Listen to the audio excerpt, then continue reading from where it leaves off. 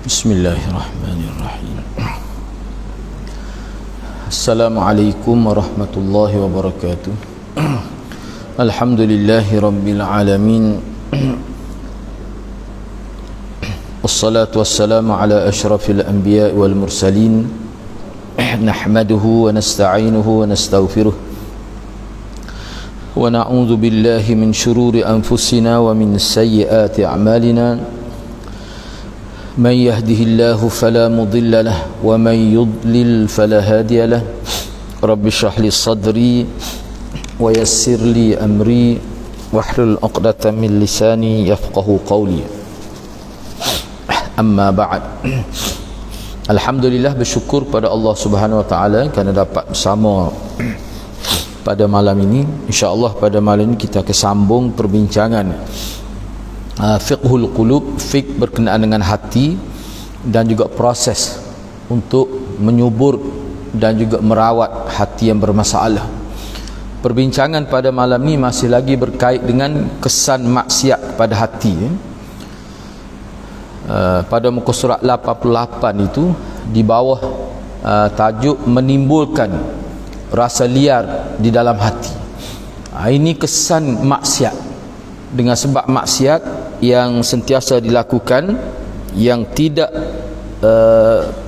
mana pelaku maksiat itu tidak bertaubat, salah satu kesannya adalah dia menimbulkan rasa liar di dalam hati. Mana hati itu jadi tidak tenang, tidak ada sakinah, tidak ada, bahkan jadi liar. Jadi telah kita bincang sebahagian, cuma pada malam ni sambungan muka surat 88 perenggan yang bawah sekali tu. Perenggan yang bawah sekali. Berhubung kelemahan pada badan ialah suka dinyatakan, kekuatan orang yang beriman itu terletak pada hatinya. Jadi diberi penekanan di sini bahawa kekuatan orang beriman itu terletak pada hatinya. Jadi setiap kali hati orang beriman tu kuat, setiap kali telah juga badannya menjadi kuat. Kuat di sini maknanya himmah. Himmah. Dia ada kitab khusus Hak ni dia ada kitab khusus. Himmatus Salaf nama kitab tu. 2 jilid juga bermula dengan zaman Nabi, termasuk zaman sahabat lah. Dia bincang tentang kenapa salaf kita dulu, khususnya para sahabat tu kuat walaupun kaki kecil kocel, kita kata, tapi geperai agak hebat. Ibnu Mas'ud tu misalnya kecil lah kaki, tapi kenapa kuat? Tu kitab tu nama Himmatus Salaf.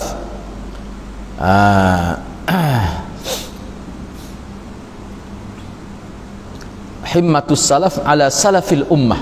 Tu nama kitab tu. 2 jilid dia bincang kenapa jadi kuat umat Islam sehingga boleh jatuh dia punya kerajaan Rom, kerajaan Parsi boleh jatuh. Tu. Jadi kekuatannya terletak pada apa? Pada keimanan itu. Bagi orang fasik, meskipun tubuh badannya kuat, namun ia merupakan makhluk yang paling lemah. Ketika diperlukan, ketika berhajat tu tak ada kekuatan pun. Walaupun nampak tubuh tu tinggi, besar, tapi tidak ada kekuatan. Di sini ni catatan klasiknya, ni catatan klasik lah ni. Cuba perhatikan kepada bangsa Rom dan Parsi, bagaimana terpedayanya mereka dengan kekuatan fizikal yang mereka miliki, namun mereka berjaya dikalahkan oleh orang-orang beriman dengan kekuatan tubuh badan, dengan kekuatan tubuh badan dan juga hati-hati mereka. Ni catatan ni hak klasik zaman dulu lah. Kalau lah ni pun begitu juga. Kalau kita tengok misalnya di Afghanistan misalnya, akhir sekali mana kuasa besar yang cuba nak jajah mereka tu jatuh. Itu kekuatan tu iman. Kekuatan iman. Jadi orang Islam ni kalau dia tidak perkasakan keimanan dengan amalan sunnah, maka hidup dia tu jadi lemah walaupun fizikal tu kuat. Hilang identiti. Jadi identiti orang lain yang menampal pada diri mereka itu. Itu bahayalah. Seterusnya, maksiat juga dia boleh melemahkan hati. Maksiat ni juga, ni kena ingatlah kita bincang ni, maksiat hak tidak ditaubati, hak tidak, mana pelaku dia tu tidak bertaubat, ataupun anak sebut sebelum dia ni termasuk dalam musirrun alal maksiat, orang yang terus menerus melakukan maksiat tanpa bertaubat, Ini kesan dia, melemahkan hati. Antaranya maksiat melemahkan hati daripada berkehendak dan berkeinginan untuk melakukan amal kebaikan. Setengah orang sedar, setengah orang tak sedar. Kau ni, itu bahaya tu. Itu bahaya tu. Apabila keadaan, sebab itulah dalam sistem taubat hak mula-mula sekali adalah kesedaran. Sebab itulah daripada kesedaran itulah dia timbul penyesalan. Selagi tidak sedar, dia tak akan timbul penyesalan itu. Jadi apabila keadaan ini berlaku, kehendak dan keinginan untuk melakukan maksiat akan menjadi kuat pada hati tersebut. Jadi hati dia tu dominannya ke arah ammar, ammaratun bisu. Dia lebih menjurus kepada kejahatan. Hati dia gitu, sifat dia jadi gitu. Benda ni berlaku sungguh ya. Kalau kita baca kitab, mana-mana kitab lah ulama itu, kita kata kenapa orang ni, kita payah kalau kita nak apa. Mudah benar dia, orang kata saut dengan otak molek. Mudah benar buat otak molek, mudah benar mikir otak molek, mudah benar kecek otak molek. Apa? Ni masalah hati. Maknanya hati tu sudah agak parah tu. Sikit-sikit tubik menetak molek daripada dia. Maknanya hati dalam keadaan yang cukup kritikal tu sebenarnya. Dan kita kena ingatlah kitab ni kita baca mula-mula sekalinya, kita nak suluh diri kita sendiri. Orang tu belai-belai ya. Kita nak suluh diri kita sendiri, tu target kita. Dan maksiat yang dilakukan berterusan memberi kesan kepada kelemahan semangat untuk bertaubat sedikit demi sedikit, sehingga akhirnya jadi hilang terus, tak timbul, tak terlintas, tak ada dalam kepada dia taubat itu. Bahkan kalau orang suruh dia bertaubat, dia buat nganyi pula. Orang suruh bertaubat, dia memandai dengan pandangan jengkel lah kita kata. Tu ni berat lah, berat ke siapa tahap ni berat.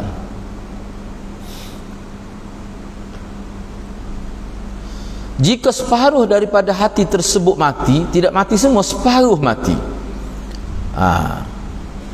Ni betul-betul diambil daripada Syekh Ar-Rawi lah ni.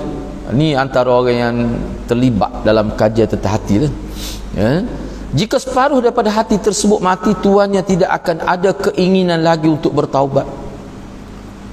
Kalau dia beristighfar dan bertaubat, istighfar dan taubat dia itu tidak lebih daripada istighfar dan taubat yang dilakukan oleh orang-orang munafik. Kita letak munafik situ lalu. Orang dusta di sini mana orang munafik. Ini kerana hatinya sudah terpaku kukuh dengan maksiat, mana sudah melekat dengan maksiat. Dalam Quran apa ada guna? Ihatah dia panggil, istilah ihatah maknanya hati dia itu telah muhit itu pada diseliputi oleh dosa. Jadi ulama bincang dalam kitab tafsir, apa maksud hati yang diseliputi dengan dosa? Salah satunya, orang itu maksiat tu dah bertapak kukuh. Maknanya maksiat sudah menguasai hati dia, dan kesan dia berterusan melakukan maksiat. Bahkan lebih parah lagi, hatinya sentiasa berazam untuk melakukan maksiat bila-bila masa saja jika ada kesempatan. Kalau kita kata nanti ada buat selalu, maknanya hati ni tunggu nak buat. Ni berat benar ni. Ia termasuk dalam penyakit hati yang paling besar, dan hati sebegitu rupa paling mudah terjerumus ke dalam halakah kemusnahan itu. Ni. Jadi kita harap hati kita ni kalau bermasalah pun tidaklah sampai ke tahap ini. Sebab kalau sampai tahap ini kan, nak rawat payah lah. Mana kalau jumpa doktor pun dia tendai doktor ni. Dia lawan doktor. Ni sampai tahap ni memang berat lah. Sebab itulah hadirat, mana bila kita melakukan maksiat, teringat saja istighfar selalu, bertaubat selalu dengan rukun taubat yang betul. Baik, kesan maksiat juga yang seterusnya, dia boleh menutup basirah. Mata hati ni mana basirah, iaitu pancaran hati itu, ataupun kita kata mata hati lah. Basirah ni terjemah mata hati itu bagi anak tepat lah, dia panggil basirah. Antaranya juga, apabila seorang maksiat itu tidak pernah melakukan taubat, maka dosanya jadi bertambah. Maka kesannya himpunan dosa Dengan itu yang terlibat termasuk ke dalam golongan orang-orang yang lalai. Mana orang yang terlibat dengan masalah ni, dia sudah disenaraikan sebagai ghafilin. Maknanya dia sudah jadi minal ghafilin. Bayang ke dalam catatan amalan dia tu, dia dapat title ghafilin. Tu beratlah. Seperti mana Allah berfirman, kalla bal rana ala qulubihim ma kanu yaksibun. Sebenarnya ayat Quran itu tak ada cacat pun. Sebenarnya mata hati mereka telah diselaputi oleh dosa. Dengan sebab itu hanya perbuatan kufur, perbuatan maksiat, perbuatan mungkar saja yang lahir daripada mereka. Kita tengok apa lah orang ni tak ada nampak buat baik. Rupanya hati sudah ihatah, muhitah dengan zunub itu. Hati ni kan digambar ke seketul. Maknanya Imam Ghazali, kalau kita tengok pandangan Imam Ghazali lah, sekali buat dosa dia macam melekat satu titik. Ni titik tu siapa memenuhi ruangnya, tak ada ruang, semua dosa belaka. Dia panggil muhitah tu. Tu beratna lah. Tu beratna. Baik, ketika menafsirkan ayat ini, Hasan Basri, Al-Hasan tu sama pun kalau sebut Al-Hasan tu itlak gitu, bila sebut secara bebas gitu makna Hasan Basri lah.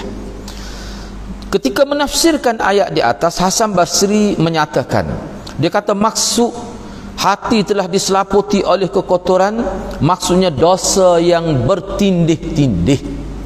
Dosa yang bertindih-tindih makna dosa itu sudah tebal yang meliputi hati dia sehingga hati menjadi mati. Tokoh-tokoh lain pula mengatakan, apabila dosa-dosa yang dilakukan semakin bertambah, dia akan meliputi, menyelubungi, melingkungi sepenuhnya seluruh hati itu. Jadi seolah hati telah dibalut dengan ran tu, dengan dosa tu. Na'udzubillah min zalik, minta jauh lah. Pada peringkat awal hati mulai berkarat, kesah dia, hati jadi karat. Apabila karatnya semakin banyak, dia akan bertukar menjadi selaput kekotoran. Ini pandangan ulama lain. Hasan Basri ni kata lain, dia kata hati yang atau kotoran yang dia panggil terkibus sawak ni, hati tu bertindih-tindih. Tu berat juga tu. Baik, seterusnya, mana maksiat yang dilakukan secara berterusan, dia boleh memadamkan api ghirah. Ghirah ni istilah. Apa dia ghirah? Kita pun sebut ghirah, tapi ghairah kita tak jadi ghairah. Ghairah lain sebenarnya maksud dia, keinginan yang melonjak. Ghirah ni lain ni maksud dia. Ana ambil dua tafsir sebelum kita baca ni ana ambil salah seorang tokoh. Dia ni agak kasar sikit, tapi mujtahid ni Ibn Hazm. Kita terambil dia, nak tahu dia kata mana. Tapi ulama kata molek ni, mujtahid ni ada orang kutuk dia. Lepas tu ulama bangkit mempertahankan dia. Sebab dia ni agak kasar sikit lah mulut dia tu. Tapi alim pelik ni, itulah. Tapi ni sebab tu setengah ulama kata suruh Tuhan lah masalah dia. Tapi dia ni alim mujtahid. Semua ulama kata dia mujtahid. Kelemahan dia gitu, nak macam mana? Tapi orang ambil semua pendapat dia sebab molek misalnya. Ini anda catat sedikit. Kata Ibn Hazm rahimahullah, dia kata al-ghirah ni khuluqum fadilun mutarakkibun minan najdah wal adl. Ringkasnya dia sebut, tapi ulama kata kemah molek. Gapo dia? Ghirah ni alas merupakan satu akhlak yang mulia yang tersusun daripada semangat dan keadilan. Maka dia hurailah maksud dia ni. Maksud dia begini, mana seseorang itu ghirah yang dimaksud tu, dia kata ghirah yang mahmudah, yang terpuji ni, mana ghirah satu semangat bertindak tepat dengan keadaan. Misalnya contohlah, kita akan jumpa juga contoh bila ada orang cuba kritik agama Islam dengan maksud nak menunjuk kelemahan Islam lah, ataupun orang kutuk agama Islam. Dia di situ ghirah dia akan bangkit mempertahankan. Hal tu dia panggil ghirah. Bila tengok isteri dia melakukan perkara yang menimbulkan fitnah, misalnya dengan lelaki lain, kalau misalnya timbul ghirah. Ulama kata lawan ghirah ni adalah dayyus. Tu. Baik, cuba kita tengok sini. Lepas tu ada seorang lagi ulama yang terkenal juga. Ana duk tengok buku dia, banyaklah dia tulis. Tapi di kalangan masyarakat kita tak terkenal dia ni. Dr. Said Abdul Azim nama dia. Dr. Said Abdul Azim. Dia buat tarikh juga sebab banyak juga buku tazkiyatun nafs. Dah banyak buku dia tulis. Ana duk tengah kumpul ni salah seorang tokoh juga ni. Dr. Said Abdul Azim dia kata ke dia. Kitab dia, nama kitab dia Mahasinul Akhlak. Apa dia kata? Dia kata ghirah ni adalah perubahan hati dan berlaku lonjakan kemarahan dengan sebab berlaku pencerobohan terhadap hak. Kemah juga tu. Bila berlaku pencerobohan terhadap hak, tak kira lah hak siapa pun. Makna dia bertindak atas keadilan. Nampak moyoknya kata, nampaknya, tapi bila ada hak orang dicabuli, dia ke depan. Sifat ni ghirah mahmud. Ghirah mahmudah. Orang panggil ghirah yang terpuji. Baik, tak apa, kita tengok sini. Ana sebut tu sebab sini dia tidak buat ta'rif secara spesifik. Baik, maksiat, salah satu kesan maksiat, dia boleh menyebabkan hati jadi lemah dalam mengagungkan Allah, bahkan turut melemahkan rasa hormat terhadap Allah. Hal ini kerana jika rasa pengagungan dan penghormatan bertapak kukuh dan kuat dalam hati seseorang yang beriman, sudah tentu dia tidak akan berani melakukan maksiat. Kita boleh ukur sendiri hadirat. Bila kita nak buat sesuatu, pada hati kita ni kata tak molek buat ni. Lepas mai subuh nak tidur, hati kita kata tak molek tidur lepas subuh. Moga kita bukan sakit. Nabi adalah hadis kata Nabi tidur. Semua ulama kata Nabi tak sihat. Nabi kalau dia sihat dia tak tidur lepas subuh. Itu kalau kita tengok adalah hadis. Kecuali dia tak sihat, adalah dia tidur. Kalau dia tidur tu tak sihat tu. Berlaku beberapa kali. Jadi kita pun tahu. Sebab itu waktu yang paling bagus untuk kita baca Quran. Hati kita memang kata tak molek, tapi kita tidur juga berapa lemah. Kali terakhir dia tidur, lepas tu esok terakhir pula, akhir sekali siapa mati. Hak tu akhir sekali. Hak tu tak bangun-bangun. Tu mudah. Ana sebut tu bukan apa, sebab ulama kata kalaulah kita belajar tazkiyatun nafs, kita tidak boleh rasa pada diri kita sendiri tak tercapai maksud pengajian tu. Tak tercapai maksud pengajian tu. Kalau kita tak boleh rasa pada diri kita sendiri, tak okeylah kita ni molek siapa tak boleh nak tek. Kita pun tak boleh tek diri kita sendiri, maknanya tak ada tak betul tu. Tu dia sebut gitu. Baik, cuba kita tengok lagi di sini. Setengah orang yang terpedaya, dia orang yang telah ditipu oleh syaitan, biasanya dia kata gini, sebenarnya yang mendorong saya melakukan maksiat adalah kerana saya menaruh harapan baik kepada Allah, kerana husnuzan kepada Allah, dan kerana saya ingin untuk mendapat keampunan Allah, dan bukan kerana kelemahan dari segi penghormatan dan pengagungan di dalam hati saya. Dia kata saya buat kesilapan ni kerana nak suruh boleh bertaubat. Kalau saya tak buat salah, saya nak bertaubat lagu mana? Ni hak kena tipu parok kalah ni. Kena tipu ke syaitan. Jadi seolah-olah dia buat salah ni, dia kata mungkin Nabi kata khairul khatta'in at-ta'ibu, kan Nabi sebut gitu. Kenapa faham molek ada tu? Ulama bincang, dia baca tengok Nabi kata khairul khatta'in, sebaik-baik orang buat salah adalah orang bertaubat. Jadi sebaik-baik Nabi kata. Baca molek ke hadis tu. Sebab tu dia gini, ni cara orang panggil cara pemahaman hadis. Dia kadang-kadang dia boleh dikatakan banyak hadis dia Nabi sebut tu dia ada latar belakang dia. Jadi Nabi sebut hadis khairul khatta'in at-taibun tu, itu berkait dengan orang yang sudah berada dalam situasi melakukan kesalahan. Jadi boleh kau molek, jadi molek buat salah boleh bertaubat. Dia kena tengok hadis lain pula kalau nak kecek gitu. Sebab Nabi tak benar ayat Quran, hadis Allah, Nabi tak benar buat salah. Tapi kalau buat salah sebagai manusia, jalan keluarnya apa? Bertaubat. Tu. Lepas tu kena tengok pula hadis lain, orang bertaubat, lepas tu buat salah, bertaubat buat salah, lagu mana Nabi sebut? Dan itu bukan sifat taubatan nasuha. Misalnya saya ambil contoh ni, hadis ni saya tak ingat dalam kitab mana, cuma saya baca dalam kitab yang ditulis oleh Profesor Dr. Salim Al-Hilali. Dia buat mari hadis tu. Hadis berkenaan dengan seseorang yang berdusta dah minum arak dua dia mari. Hak minum arak ni Nabi kata bila dia minum arak dia bertaubat Tuhan terima, lepas tu dia minum arak pula taubat terima. Begitulah sampai 4 kali. Nabi kata bila sampai kali kelima dia minum arak dia bertaubat, Allah tak terima taubat dia. Daripada hadis tu ulama buat kesimpulan dia tidak bercanggah dengan kenyataan umum bahawa taubat ni tertutup bila nyawa berada di halkum. Hak tu dia tidak menafikan kenyataan itu. Hak ni nikih lain. Para ulama mengatakan dia kata hak ni nikih seseorang itu telah mempersendakan Allah. Telah mempersendakan Allah. Maknanya jarak bertaubat dengan mengulangi kesalahan itu berlaku dalam masa yang singkat. Contoh kita kalau bertaubat dah, contohlah 45 bulan berlaku pula hak tu tak boleh lari manusia. Ni dak mentah minum pula. Nak lari bertaubat.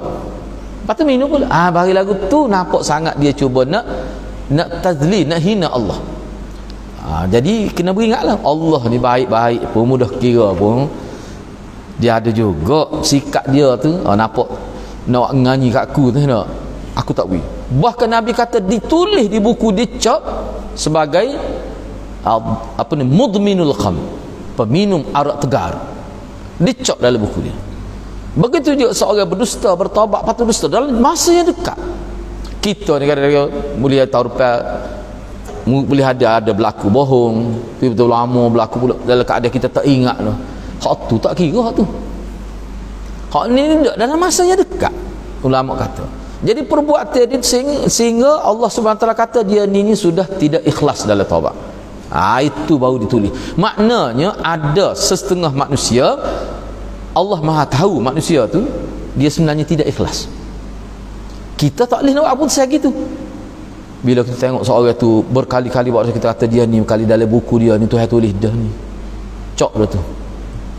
Pelawak hangit Tuhan cok dah tu dalam buku dia. Tak boleh kita tak boleh kata gitu. Bahkan Salim Al-Hilali sebut kalau seorang tu buat keputusan gitu Allah akan hilangkan amalan dia.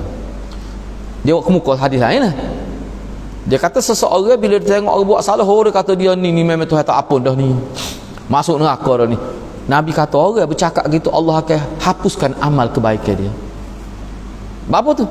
Sebab khijah tu bukan khijah dia, khijah Allah. Seolah dia nak mengambil tugas Allah. Tak boleh. Sebab itulah hadirat kena ingat. Sebab tu ulama kata kita akan jadi molek pemahaman terhadap agama kalau kita lihat hadis dalam bentuk yang kolektif, bukan tengok dalam bentuk pecilan-pecilan itu tidak. Tu. Sebab tu guru saya kata kalau ngaji tidak bersistematik, tidak sistematik lah kita kata daripada hak ni dia gini ulama susun dah kita. Misal contohlah kita tu kitab Riyadhus Salihin tu bab apa dia? Bab akhlak 2000 hadis lebih kurang gitulah. Tu memang cukup. Tapi kalau kita mengaji hadis nipi-nipi kecil 20 10 hadis dia tak lengkap. Sebab tu ulama kata hadis Riyadhus Salihin tu memang sudah lengkap untuk sebuah kehidupan dari sudut akhlak, lengkap. Tu. Cuma dari sudut tu dia tak bicara dari sudut lain. Sudut tu saja. Tu. Sudut akhlak saja. Sebab tu kitab tu dia sebenarnya bagi anak suka wajib kena khatam umat Islam. Tu.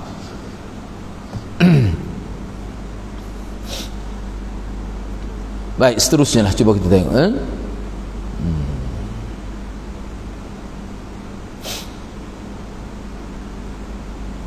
Ini jelas satu kesalahan dan kekeliruan. Ini kerana pengagungan dan penghormatan terhadap Allah dalam hati akan membuatkan seseorang akan hormat larangan-larangan Allah, dan pengagungan kehormatan Allah akan menghalang dirinya daripada melakukan dosa. Kalau betul lah dia jaga Allah, dia hormat pada Allah, dia mentakzimkan Allah, dia tak akan buat dosa. Orang-orang yang berani melakukan dosa dalam hidupnya sebenarnya telah meletakkan penilaian yang salah terhadap Allah. Ini kerana jika dia meletakkan penilaian yang betul kepada Allah, sudah tentu dia tidak akan berani untuk melakukan dosa dan maksiat atau memandang remeh dan ringan kepada maksiat. Oleh kerana itu tidaklah heran salah satu bentuk hukuman yang terkena pada hati orang yang melakukan maksiat ialah hilang lenyap daripada hatinya rasa pengagungan terhadap Allah dan kehormatan-kehormatan Allah, bahkan memandang ringan kepada hak Allah. Kalau anda nak ringkas kau ni, kalau dalam kitab lain, sepak rujuk juga dalam kitab lain, dia guna bahasa yang lebih mudah lah kita faham. Mana seseorang ni dia akan buat dosa bila dia jari-jari telitah Allah tengok dia, tu bahasa mudah. Dalam sehari tak telitah sekali apa, tu parah tu. Sebab tu bismillah untuk tu lah. Bismillah dengan nama, bila nak buat bismillah, orang mana pun dia faham makna bismillah ni. Jadi kalau orang nak pakai piyah baca bismillah, nak jalan, nak nulis, nak pegang pen, nak semua baca bismillah, oh makna berlaku tazkirah beribu-ribu kali dalam sehari. Dia sendiri, lidah dia mentazkirah hati dia. Orang-orang lagu ni kalau dia buat dosa, ulama kata tidak akan buat dosa besar-besar tu. Tak akan buat. Kalau buat pun derah cepat bertaubat. Kesal dia. Sebab itulah ana duk sebut sama dah. Mana kalau kita tak ingatlah hak lain, zikir-zikir lain, bismillah tak apa dah. Nak pakai baju bismillah. Semua bismillah tak apa dah. Ulama kata hak tu banyak mana dah kesal baik untuk diri kita. Mana syaitan nak ganggu kita tak boleh, dah payah benar tu. Nak kali nak buat bismillah. Nak kali nak buat bismillah. Tak ingat nak naik kenderaan pun tak ingat doa. Bismillahirrahmanirrahim. Tak apa. Maknanya arkubus sayyarah bismillah. Gapo dia kita kata. Nak tu kata bismillah juga. Mana auqifus sayyarah, maka aku berhenti kereta ni dengan bismillah. Mudah benar. Sebab itulah ulama sebut, dia kata bismillah ni kenapa dia memula dengan partikel ba itu. Orang tak ada orang kecek dengan start dengan ada. Mari sini siapa depan kita tiba-tiba mari dengan bas, dia kata. Kata mu ni gua nak kira dengan bas. Gapo dia dengan bas aku tak faham. Dia kata saya datang dengan bas. Ataupun tiba-tiba mari dia kita kata. Dia kalau ngaji bahasa mudah lagi nak faham sebut ini mungkin pok kita ngaji dia panggil batu harajat asli. Harajat asli dia ada 3. Dia panggil makna, amal dan tempat takluk.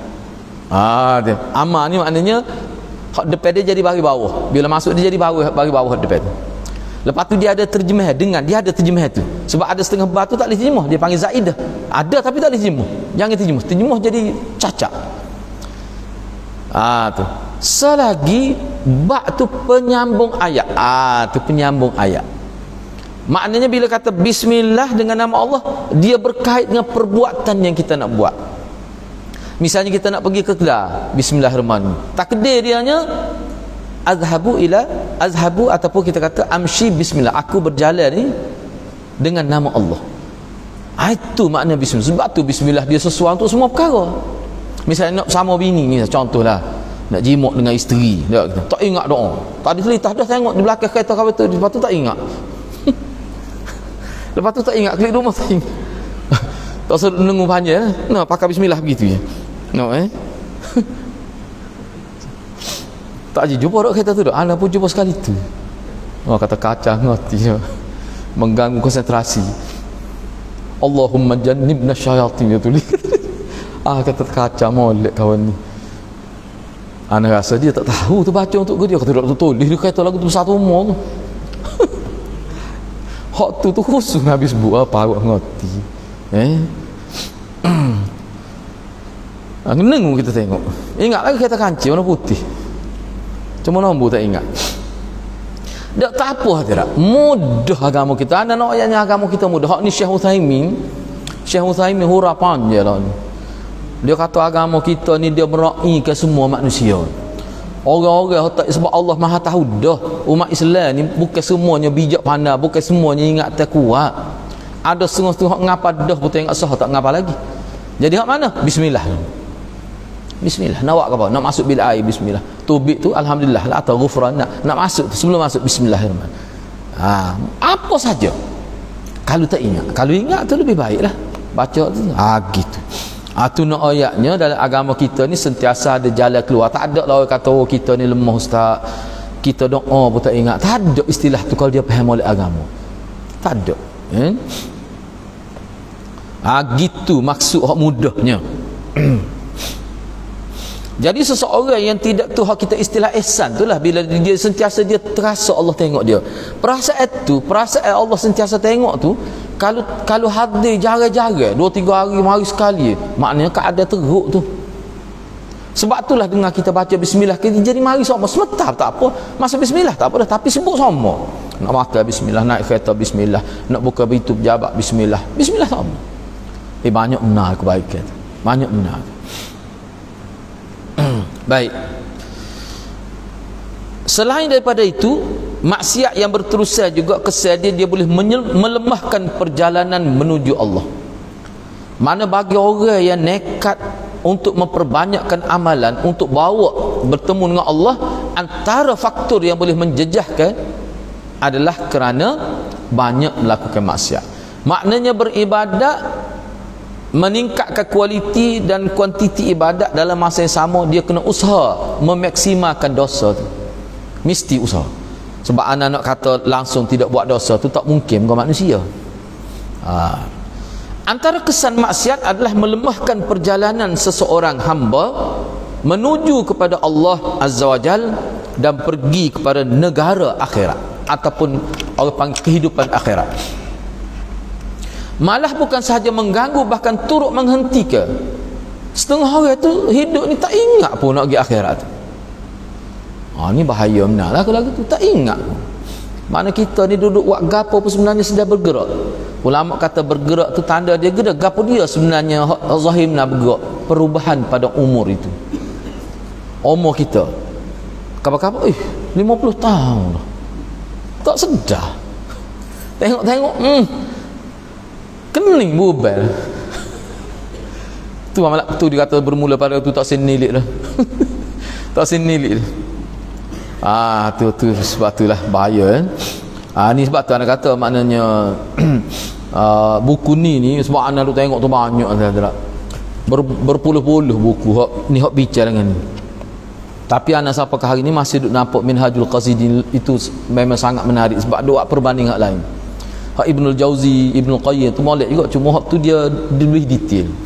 Lebih detail hak ni ada kebaikan belaka kita ni. Hak ni pun kalau baca hak ni padat dah sebenarnya nak faham. Nak padat dah sebenarnya kalau nak faham. Cuba kita tengok lagi. Bahkan setengah tu bukan sekadar mengganggu, terhenti terus dah perasaan pada hari akhirat. Ia membuatkan hati tidak mampu untuk melangkah menuju kepada Allah meskipun untuk satu langkah pun. Maksudnya ke dia? Makna hak dia buat ni sebenarnya tak ada pahala dalam hidup. Semaya pun tak boleh pahala. Ustaz Mak Maruk biasa dengar kan Ustaz Mak Maruk. Ustaz Mak mesti berani pun panggil. Dia pernah sebut masa anak ngaji ada ngaji di Suraija tepi rumah Tok Peti kita kan. Dia ke Suraija jalan ni pergi jalan lagi nampak masjid tu dia buat comel terus dia panggil Suraija. Tepi tu ada Pak Suk Katil tak ingat tak? Suk Katil. Dia ngajar, dia sebut benda ni. Dia kata lagu mana agak? Dia kata kena bimbang kita ni orang yang buat rumah masa dulu ke sistem riba. Dia duduk semaya, duduk puasa atas rumah tu, memang dia tak boleh pahala. Dia lepas, memang lepas lah dari segi pekah lepas lah fardu, tapi pahala tak boleh sikit abut. Sebab kalau dalam kitab pekah klasik dia panggil pakai kain curi. Biasa kan kita dengar pakai kain curi sah semaya tu, tapi tak boleh pahala. Gak riba dengan curi ni mana berat? Berat riba. Sebab riba ni Allah istilah perat. Fa'zanu biharbin minallahi wa rasul. Orang yang ambil makan riba. Sebab riba ni dia satu sistem. Curi tidak sistem. Piramli ada persatuan yang lain tak ada. Riba ni dia sistem. Bahaya. Memang bahaya riba ni. Dia memusnahkan masyarakat.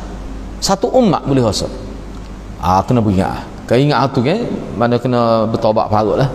Kat kita ni bayar loan hak sistem riba ni habislah tu orang. Lagu mana hak dulu tu? Hak tu Ustaz Mak kata agama Islam ni dia serius. Bila dia kata gitu-gitu, jadi kena bertaubat lah. Maknanya kena cover sungguh lah tu. Kalau hak ni lah perlunya kita belajar dengan orang panggil sahabat ni. Zaman sahabat, zaman Ibnu Abbas lepas Nabi wafat ni ada berlaku satu kisah pun ni lah. Dia kata macam mana saya ni? Dulu saya hidup ni penuh dengan dosa. Bila tua baru sedar. Maknanya dia tengok kalau dia nak cover dengan semata-mata amalan dia berasa tak ada dah dengan hidup 40 tahun misalnya, dengan duduk 25 tahun dalam rumah hak riba, duduk semaya tak jadi apa lah. Tak jadi apa lah, tak boleh pahala. Nak cover lagu mana? Nak orang panggil apa tu? Nak tampung lagu mana tu? Ibnu Abbas kata, mu ada mak lagi ke? Mu ada ibu bapa lagi ke?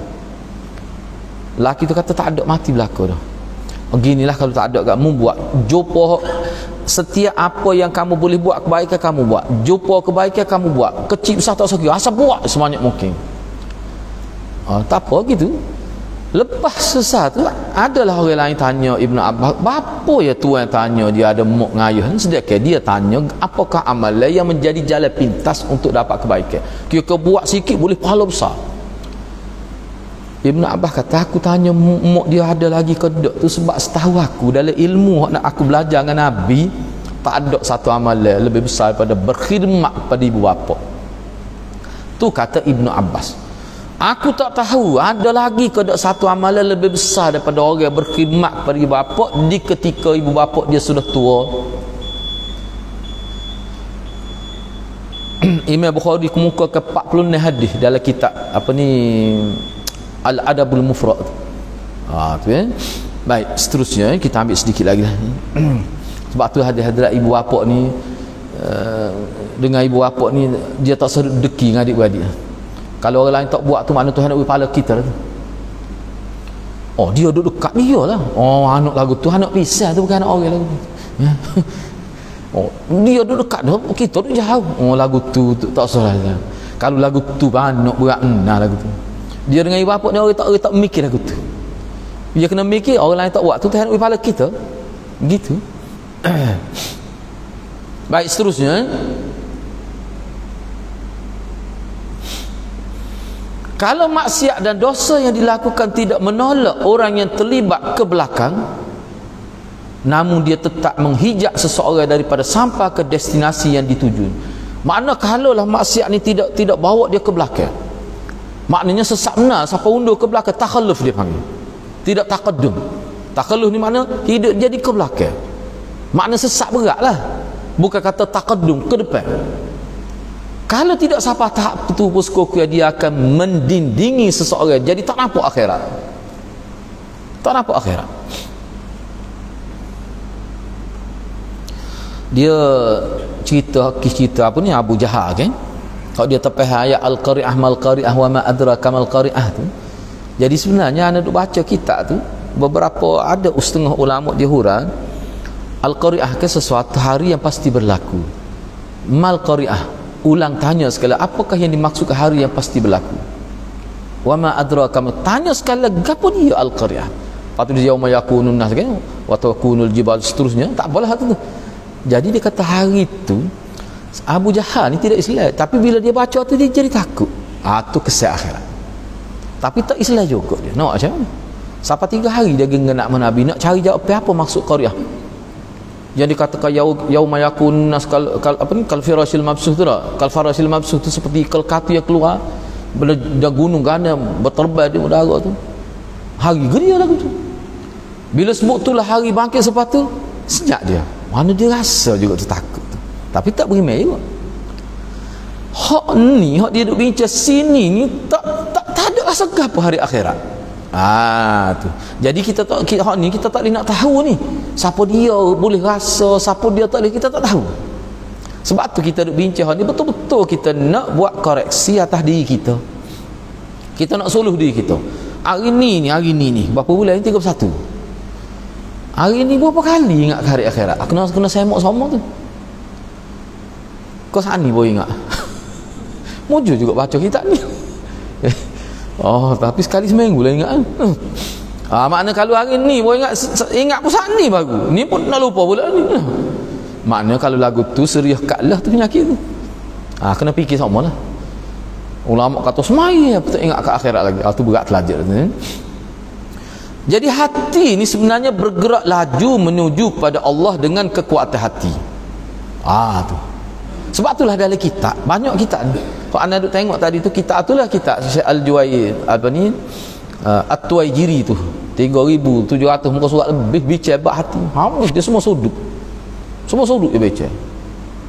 Kita baca tajuk dia saja pun berapa puluh muka surat. Tajuk dia indeks ni. Anda sempat tengok tadi. Dia kata dia Dia kata hati ni sebenarnya fungsi dia adalah untuk ingat pada hari akhirat. Ingat pada Allah, ingat akhirat tu bermakna wahid, sama saja maksudnya. Kalau orang tanya kita tangan apa fungsi tu buat? Untuk menyentuh, untuk mengangkat, untuk memegang, untuk buat sesuatu. Tu tangan. Kaki untuk berjalan. Tangan tapak, gocah guna tangan. Bahasa pun ada menunjukkan khusus sifat tangan tu. Orang tak panggil sepak dengan kaki, sepak dengan tangan. Aku tapak dengan kaki kan budak ni tak. Orang tanya mana pelik bunyi tu. Maknanya dia kata dia rosak teruk dah. Sampai kaki pun tak erti dah fungsi dia mana. Kayak pelik itu kalau kita guna gitu. Jadi Syekh At-Tuwaijiri kata, jadi hati kita sebenarnya yang dianggap sebagai organ yang paling penting, apa orang panggil pun satu anggota tubuh yang paling penting. Siapa Nabi kata kalau rosak dia rosak habis lain. Jadi fungsi hati sebenarnya apa? At-Tuwaijiri dia cuba timbul ke pusat. Dia pun marilah kenyataan orang ini. Rupanya dia kata kita kena buat kesimpulan hati sebenarnya fungsi asal Allah buat adalah untuk ingat kepada dia. Bukan tangan ingat kepada Allah. Tangan Allah tak buat kemampuan nak ingat kepada Allah. Orang buat hati. Cuma apa jadi hati tu, tangan tu jadi molek? Sebab hati juara. Makna kalau hati tak ingat kepada Allah, tangan kaki tak mungkin ingat kepada Allah. Anak kata bagus sungguh tu Ajiri cara dia hurah. Kita mudah nampak. Dia sebut gitu. Jadi makna fungsi hati yang sebenar adalah untuk ingat kepada Allah. Baik. Jadi kalau hati kita sudah tidak ingat kepada Allah, dia sudah rosak fungsi dia. Seperti mana tangan sudah rosak, terpaksa tapak dengan kaki pula. Kayak bergerak tu. Tu bahaya tu. Hati dia ingat ke baju baru semua. No. Hati dia ingat ke pasu bunga daripada Korea semua tu. Bukan apa anak sebut gitu sebab anak geradak tu no. Dia minat dia sebut semua tu. Serabut perut gitu no. Ada kena penyakit tu lah. Dia ingat dia pala setengah orang pada dia ingat lagu mana. Gapo dia lagu tak cukup lagu mana. Lagu mana nak tukar ni setahun dah ni nasib tukar. Pada molek lagi duduk kita 5 tahun tak punah lagi. Otak dia duduk situ. Tu maknanya hati tu sudah rosak tu fungsi dia. Tu. Hafiz Ibn Hajar kata hati manusia kan hanya kalau dia hanya ingat pada al-ibahiyat, dia ingat pada aksesori hidup je hati tu sebenarnya rosak teruk tu. Dia tidak ingat kepada umdah ni hak asal ke apa dia. Dia ingat kepada ibahiyat, benda aksesori, rosak dah tu. Tu kata Hafiz Ibn Hajar. Baik, seterusnya ana habiskan sedikit lagi. Hati sebenarnya bergerak laju menuju kepada Allah dengan kuat. Ini fungsi yang sebenar. Apabila hati sakit kerana dosa yang dilakukan, ia turut melemahkan kekuatan yang dimiliki oleh hati. Apabila dosa melingkungi seluruh hati yang terlibat, hati hak kena, hak terlibat, jadi gitu. Ketika itu yang terlibat akan terputus hubungan terus dengan Allah. Kena tambah tu, tak cukup terjemah dia. Tak cukup terjemah dia. Hati akan terputus terus dengan Allah. Orang panggil hablum minallah tu tak berlaku dah. Bahaya hadirat, hablum minallah tak berlaku ni. Dia berlaku hablum minannah saja. Hubungan dengan manusia molek, tapi hubungan dengan manusia rosak, putus getar. Ni berat dah. Baik, yang terakhirlah, dosa berfungsi mematikan hati atau menyebabkan ia sakit dengan sakit yang membimbangkan atau melemahkan kekuatannya, sebagaimana yang dijelaskan sebelum ini. Kadang-kadang berakhir dengan 8 perkara yang Nabi selalu berlindung diri daripadanya. Ni hak Nabi sebut semua ni. Nabi sebut semua 8 perkara. Janganlah kita ni berada dalam situasi ni. Kena jaga dia. Gelisah. Gelisah ni lawan kepada mutmainnah. Gelisah semua. Orang gelisah ni baca Quran tak boleh lama, mental. Setiap orang mesti ada pengalaman tu. Kita sendiri ni, setiap kita mesti ada pengalaman ketika hati tak tenang, baca Quran jadi serabut tu kat. Ada, mesti ada. Serayat lah. Sebab itulah ulama kata dalam pengajian ni, bila ada satu ketika kita berasa tenang sungguh hati dok, tenang, hak tu cepat-cepatlah berdoa kita. Masa itulah kita boleh tawajuh. Dan hak tu termasuk dalam waktu yang diberkati doa. Sebab apa? Dia ada waktu gitu. Jangan pula waktu tenang tu duk main wasak no. Lagu tu hati-hati lepeh. Baik. Jadi dosa berfungsi mematikan hati atau menyebabkan ia sakit dengan sakit yang membimbangkan atau melemahkan kekuatannya. sebagaimana yang dijelaskan sebelum ini. Jadilah apa perkara dengan Nabi sendiri pun berlindung kepada Allah supaya tidak kena ni. Pertama sekali gelisah, yang kedua sedih. Dia sedih ni tak, bila dia terjemuh ni kita tak nampak lah. Hak ni sedih ni dia panggil ham. Bukan huzn ni sedih biasa. Ham ni satu bentuk kesedihan sehingga terjejah kerja. Bukan sedih biasa ni, tapi terjemuh, kalau terjemuh huruf Melayu tak nampak lah. Ham. Huzn tu memang berat, tapi tidak seteruk ham ni. Kalau kita doa Allahumma inni a'udzubika minal hammi wal hazn, ham tu maknanya kesedihan tu sehingga jadi kita tak boleh nak, kadang dia tak nak tidur. Tu ham. Mana orang panggil sedih peringkat yang agak berat lah. Baik. Tu. Yang ketiga, lemah, al-ajz, lemah sehingga tak boleh nak buat dah. Kalau maya pun terpaksa kita kata tidur, nak pergi mana-mana pun terpaksa orang bawa, jadi terjejah banyak ibadat. Nabi kata kena rebutlah peluang sebelum sapa situ. Kan Nabi sebutlah hadis masa sihat sebelum sakit. Itulah malah. Ni malah kena berlindung. Allahumma inni a'udzubika minal ajzi wal kasal. Tu penakut. Allahumma inni a'udzubika minal jubn, penakut. Berat juga ni. Nak pergi bilik hari pun minta tolong bini teman ni, berat kalah ni. Tak sebutlah siapa-siapanya. Bini juga kata suruh habuklah ustaz. Gerak kita nak pergi bilik hari. Ada tu lelaki tu malu kat orang sungguh. Anak dengar pun nak suka. Nak kata biarlah dia nak bermanja-manja nak apa dia tu. Dia kata nakah ngau tikak ni. Kata dia tanya ana doa aku dia nak buat sungai, kata timbuk atas belakang. Tak payah baca doa tu.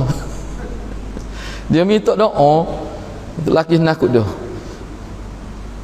Maulana kata ada cerita dia nakut dah. Tapi jadi askar. Patut ada tina pula dia kata ngemeh dah. Kita dia mutah dah. Jadi misi. Maulana kata, tu hijab Tuhan tu. Nampak ngemeh sangat tu. Jadi misi akhirnya. Baru tahu. Lepas tu main wek-wek dalam masa duduk latihan tu ada gitu. Ni nakut ni, mana nakut mati ni. Lepas tu ada sebut dalam hadis Nabi takut tu lagu mana cerita. Syiah tolak terus hadis tu. Ada pernah ke berlaku di Madinah siapa Nabi tak boleh tidur. Takut siapa Nabi tobik tak boleh tidur. Yalah latar belakang hadis tu nya sebab Nabi siapa maklumat kata musuh nak serang. Tu cerita dia nya. Dia kata tak mungkin Nabi takut Syiah ni bodoh sama. Tak jadi. Sebab itulah Syekh Khalid Asqalani kata laukana syi'an baqaratan ladzabattuha. Syiah ni kalau lembu aku sembelih lama. Tapi dia muka tidak lembu ya. Nak ayatnya bercimna Khalid Al-Asqalani. Lah dia tulis kitab tebal kemai nak ayatnya Syiah ni duk kutuk sahabat. Lepas tu bakhil. Bakhil. Dia bakhil minal bukhli, itulah minal bukhli dalam hadis. Lepas tu dalam hadis lain Nabi sebut minasyuhi. Dia gini dalam pengajian kita ni berkenaan dengan orang panggil hati ni, dia ada dua, bakhil dengan syuh. Bukhlun dengan syuhun. Bakhil ni dia kedekut saja. Bila dia tekuk tapi dia suruh orang derma. Kalau orang derma pun dia tak benci. Dia berat lagi syuhun ni, dia tak suka orang derma. Dia kedekut. Dia tengok orang rumah dia akan kafir tak sawilah. Dia tu boleh kerja dia malah tu. Jadi gitu. Ni dia panggil syuh, berat lagi penyakit ni. Bahkan dia tengok orang rumah dia rasa tak senang hati. Dia rasa kata dia benci. Ni dia panggil syuh. Berat lagi tu. Baik, seterusnya kekangan hutang. Maknanya hidup dia tu diliputi hutang. Orang panggil apa ni? Sekeliling pinggat lah kita kata. Dan juga dia dikuasai oleh orang lain. Ni ulama hurapannya dikuasai ni maksudnya apa ni? Setengah ulama dia kata kalau hak kemuncak dikuasai oleh orang ni, kalau kita nak kecek dalam konteks sekarang sebab di Palestin itulah bumi kita, tanah air kita yang kuasainya orang lain. Kitanya lagu tu lah 75 tahun lah. Ataupun kita duduk ni kita orang lain yang kuasa ekonomi, yang menentukan harga barang pun tidak orang Islam misalnya. Tu termasuk juga, tapi tidaklah seberat hak tadi. Dia ada tahap-tahap dia pula ulama kata. Maknanya kita tidak boleh menentukan keadaan kita sendiri. Pada kita negeri kita, ini rumah kita, ini tanah air kita. Gitu. Padahal kita tengok di dunia semua bangsa ada tanah air dia sendiri. Negara Cina, negara Jepun, negara Korea, buat dia mereka. Dia tak biar lah. Pok dia kalau di Indonesia ni tak boleh buh nama, kena buh nama Indonesia. Tak boleh, tak ada sekolah Indonesia yang ada. Tu Indonesia. Kecek pun tak boleh kena bahasa Indonesia. Siapa orang duduk sana je pun sekali tak boleh kecek, anak tak boleh kecek Jepun. Tak boleh Cina. Apa tu? Dia nak taswilai identiti bangsa dia. Tapi awak nak nego tak apa, kaya-kaya juga pupuk Cina sana pun. Tu sebenarnya sepatutnya kena ada bubuh tu sebenarnya. Kalau tidak hati-hati boleh sekolah tak sopo. Mana negeri lain ada gitu? Tak ada nak. 3 art no. 3 biarlah muka tua kita ni tua nak mati dah no. Lagu tu tak boleh kecek lepel lah hati-hati dah. Dah sungguh cuba tengok, cuba baca lah internet. Mana ada negara lain ada gitu? Di Australia kan mana? Baru Melayu ada sekolah Melayu. Ada? Tak ada. Oh dia nak wi. Orang gong ya wi. No. Baik, cuba kita tengok Lepas tu kemudian lagi Nabi sebut gitu. Selain itu dosa-dosa juga merupakan sebab yang paling kuat untuk menarik bala yang teruk. Ni hak bimbang sekali. Keburukan dalam masyarakat, takdir yang buruk tu anak timah mudah, takut ada qadak tu lah. Qadak lah tu. Qadak tu nak ayatnya. Dia gini di tempat kita ni, tempat kita Malaysia ni, dia pakai takdir Allah, bila berlaku maka berlaku qada Allah. Takdir dulu baru qada. Tempat kita, setengah negara lain ni Arab, dia panggil qada dulu, bila berlaku panggil takdir. Dia beza tu.